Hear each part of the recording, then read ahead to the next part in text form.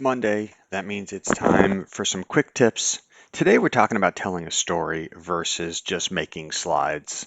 And there's a difference because most presentations fail because they deliver information and not a story. And so you could see on the picture, people aren't engaged, some of them are sleeping, some are on their phones. And so that's because a lot of people make presentations where they just throw in a whole bunch of bullet points. And bullet points are not engagement because they lack the emotional flow. Audiences remember stories and not sentences. And without a clear arc, your message gets lost in all the noise. And then you really have to ask yourself, what journey am I trying to take my audience on? I'll build on that.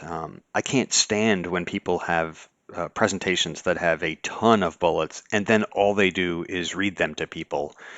Most people I work with are literate, so there's really no need to read the bullets to people. Because, and of course, I'm going to do that now, but storytelling it sort of transforms the dry data, right? Just reading bullets into a much more memorable communication. And you can see it's like reading the fairy tale story to the kids. See how engaged everybody is. And so there should be a structure with a beginning and a middle and an end. You want something that's memorable, maybe a memorable character or you're sort of building tension, right? What's at stake? You sort of announce the challenge so that people are engaged to understand um, what it means for them and how they could be impacted. And that's really the most important part is then, what's the call to action? Are you just presenting information? Are you looking for a decision? And so you really have to be clear in terms of what you're trying to get out of the story. And you can see here, you want to structure it into like scenes of a movie, right? Something that progresses your story along. Like, what's the hook? What's the problem? What are you trying to get out of? Are there challenges that, again, are relevant to your audience?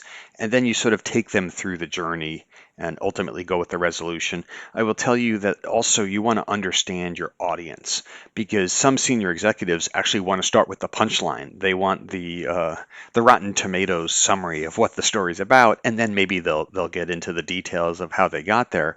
Whereas other executives like you to build up to that. So knowing your audience is really important. Plus, I'm a big fan of using visuals in my presentations. I'm a very visual person, and so charts and graphs and things like that, again, assuming they're not too busy, is really important for sort of emphasizing the key points and having something memorable. Put some comments in the chat. Let me know other techniques you think in terms of telling a story and how that's different than just throwing bullets out there. And thanks for listening.